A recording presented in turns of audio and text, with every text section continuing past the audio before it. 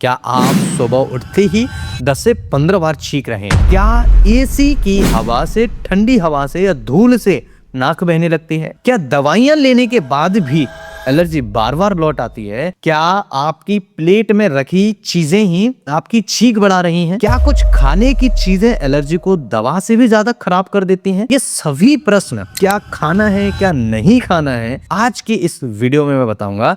जो एलर्जी छींक वाले मरीज हैं, भूल कर भी इन 5 चीजों का सेवन मत करिए, नहीं तो आपको हॉस्पिटल भी नहीं चलेगा और दवाइयां कराते कराते परेशान हो जाएंगे। ऐसे मरीज जिनको छींक आती हैं, जिनको नजला रहता है, जिनको साइनस की समस्या है, और ऐसे मरीज जिनको लंग्स में बलगम जमा रहता है और दवाइयां खा खा के परेशान हैं, उन लोगों को खाने पीने में ये 5 चीजें कभी भी सेवन नहीं करना चाहिए, स्पेशली सर्दियों के टाइम। अगर आप सेवन कर रहे हैं तो आप अपनी बीमारी को कभी ठीक नहीं कर सकते, ये मेरा वादा है। क्योंकि जो खान पान है उसके अंदर जो कंपाउंड्स होते हैं, वही कंपाउंड्स हमारे शरीर के अंदर बीमारी को बढ़ाते हैं और वही कंपाउंड्स शरीर के अंदर बीमारी को कम करते हैं। एक एग्जांपल से समझिए, जिनको भी एलर्जी या लंग्स से रिलेटेड प्रॉब्लम्स होते हो, अगर आप उनको दूध दे दें शाम के समय, वो भी सोते समय, अगर आपने 1 गिलास उनको दूध दे दिया तो उनकी समस्याएं 10 गुना बढ़ जाएंगी। उनको अगर रात के समय चावल दे दिया तो उनकी समस्याएं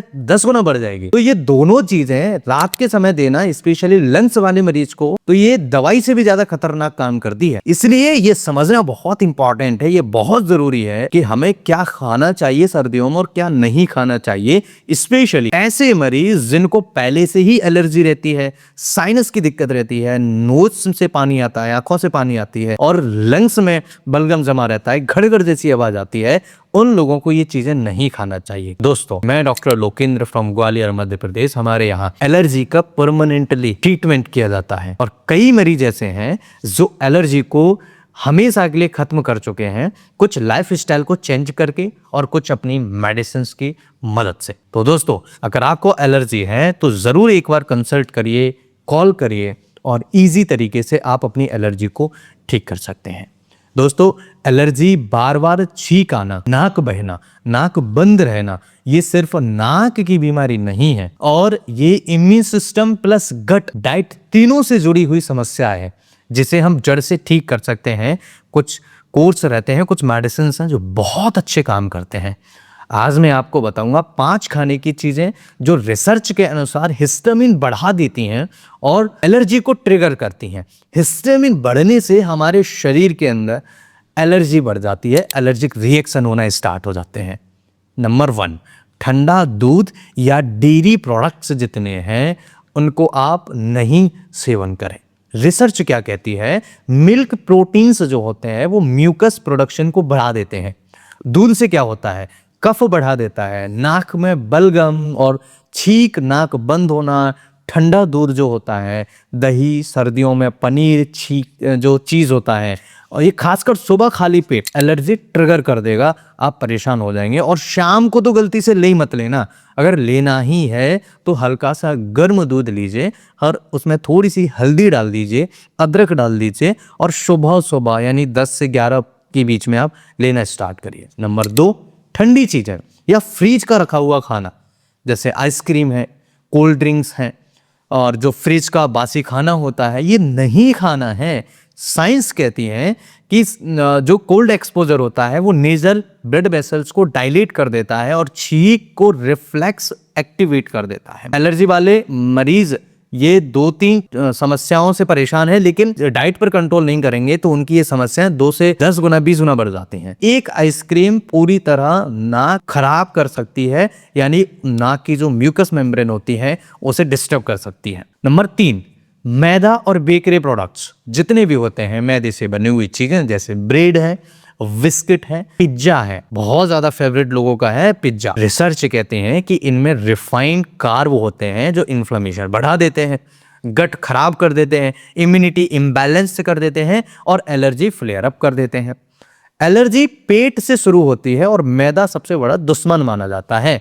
अगर आप मैदे को छोड़ सकते हैं तो पक्का मानिए एलर्जी को आप ठीक कर सकते हैं। नंबर 4, केले, मूंगफली और कुछ हाई हिस्टामिन फूड्स। अब आप ये कहेंगे कि सर आपने सब तो बंद करा दिया। कुछ फूड एलर्जी में सीधे हिस्टामिन बढ़ाते हैं, केला हुआ, मूंगफली हुई, टमाटर हुआ, बैंगन हुआ, इन सभी चीजों का सेवन करने से आपके शरीर के अंदर हिस्टामिन बढ़ जाएगा। ये फूड हेल्दी है लेकिन एलर्जी के पेशेंट के लिए हेल्दी नहीं है। ये हिस्टामिन बढ़ा देगा और सिम्टम्स छींक आना, नाक में खुजली होना, आंखों से पानी आना, बलगम बढ़ जाना, नाक से बहुत ज़्यादा इरिटेशन होना, ये सब चीज़ें हो जाएंगी आपके साथ। इसलिए नहीं सेवन करना है सर्दियों में या एलर्जी वाले मरीज। 5वां पॉइंट समझिए, चावल नहीं खाना है आपको। रात का चावल कफ बढ़ाएगा आपका, आपकी गैस बढ़ा देगा और अगली सुबह छींक से परेशान हो जाएंगे।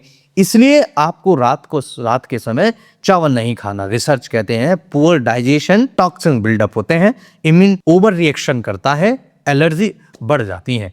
एलर्जी वाले मरीज रात के समय डाइट का सबसे अहम ध्यान रखें, चावल उनको नहीं खाना है। अब एलर्जी में क्या खाना चाहिए, ये बहुत बड़ा सवाल है क्योंकि आपने सब तो बंद करा दिया। सब नहीं बंद कराया है।